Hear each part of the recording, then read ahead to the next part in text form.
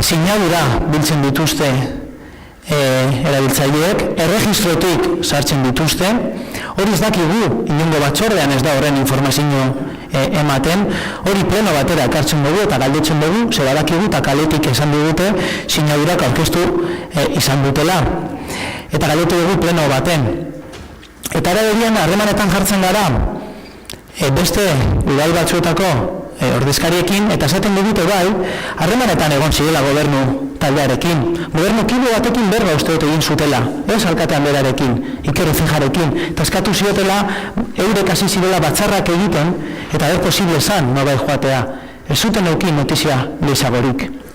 Estos anteproyectos de receptores líneas concesionarias de Álava aparece en la línea Vitoria-Gasteiz-Durango como una concesión de riesgo de altura, si bien se produce una importante modificación respecto a la situación actual, y es que se incluye en un lote junto con la línea Vitoria-Gasteiz Miranda de Ebro. Con la unión de ambas líneas se pretende alcanzar una mayor rentabilidad y que esta rentabilidad revierta a los usuarios mediante la ampliación de los servicios, es decir, más horarios y mejoras de los medios tanto materiales, vehículos como humanos.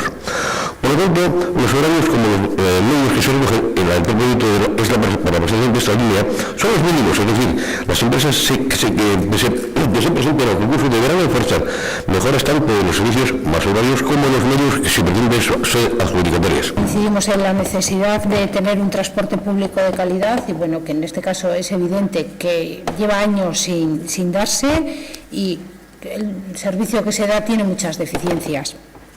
Sin embargo, también creemos importante que esta reivindicación se está convirtiendo en una batalla campal entre las administraciones públicas. Por ese motivo, planteamos en nuestro texto alternativo que sea en el seno de la Autoridad del Transporte de Euskadi donde se consensúe una propuesta de servicio.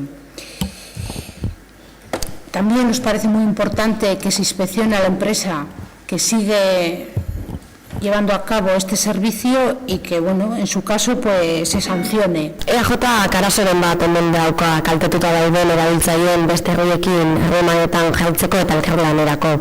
Kasualitatez, beste herri guztiak EH Bilduk kudeatzen ditu. Pasadan astetik egin dugu saiakera EAJarekin batzeko.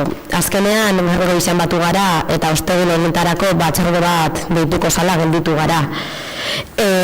Bestela, gure susmoa da ez gendule alegazioen kontua batzarretik pasatuko bez, da bueno, gutxienez leizeko bilera honek zerbaitik darako balio izan dugu.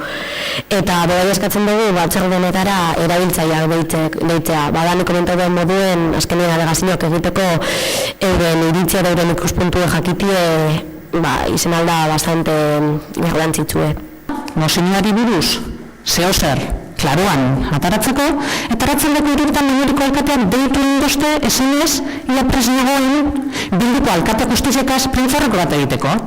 Hau da, orain arte esan herritarren alde egiteko. Eta momentu horretatik aurrera da, Bilduko alkateekaz prentzarreko bat egitea. Eta guri, esan prentzara goazela, zelan da, esaldia bere irakurriko dut, kuriosoa da.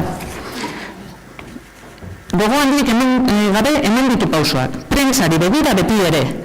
Eta prentzaurreko batean esaten dudalako emazela egongo museñoa matentzen da eta honik gauza guztiak bintzun behar izan duguz. Eta EAJak dauko arazo bat, benetan kuriosoa da. Errealitateari buruz egiten duzuen azterketa. Kuriosoa da.